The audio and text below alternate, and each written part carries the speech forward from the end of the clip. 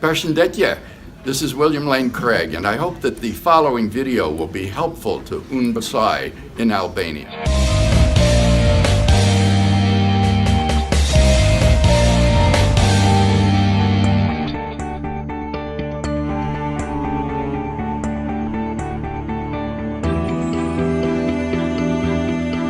Dr. Craig is research professor of philosophy at Talbot School of Theology in California. He's the author of some 30 books and some 200 academic papers published in peer-reviewed journals.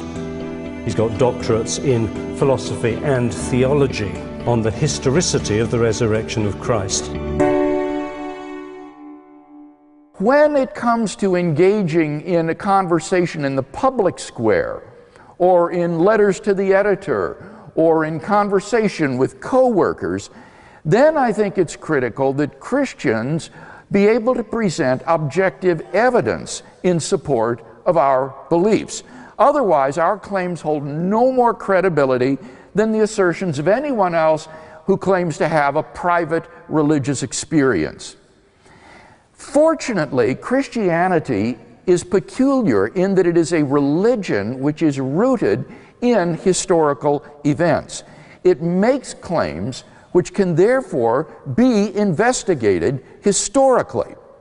Suppose then that this evening we agree to approach the documents of the New Testament not as inspired holy books, but rather simply as a collection of documents written in the Greek language, handed down out of the first century, telling this remarkable story about this man, Jesus of Nazareth, without any assumption whatsoever as to their reliability, the same way we would approach other ancient documents for history.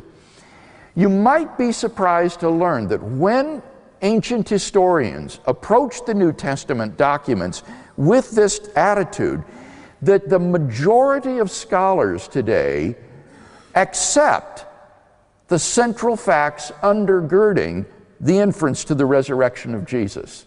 These facts are 4 in number. Fact number 1, after his crucifixion, Jesus was buried in a tomb by a member of the Jewish Sanhedrin named Joseph of Arimathea. This fact is highly significant because the disciples could never have proclaimed the resurrection of Jesus in Jerusalem in the face of a tomb containing his corpse. Fact number 2, on the Sunday morning following his crucifixion, Jesus' tomb was found empty by a group of his women followers.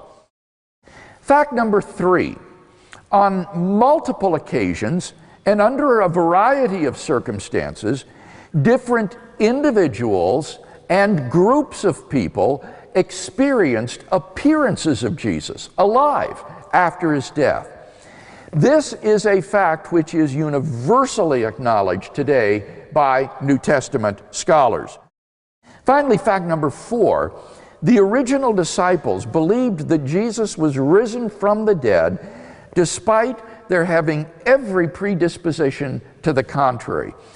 Their leader was dead, and Jewish messianic beliefs had no idea of a Messiah who, instead of triumphing over the enemies of Israel, would be shamefully executed by them as a common criminal. Despite every predisposition to the contrary, the original disciples believed in and were willing to go to their deaths for their belief in the fact of Jesus' resurrection. Luke Johnson, who is a prominent New Testament critic from Emory University, muses some sort of powerful, transformative experiences is required to generate the sort of movement earliest Christianity was. You need a launching pad to launch this missile.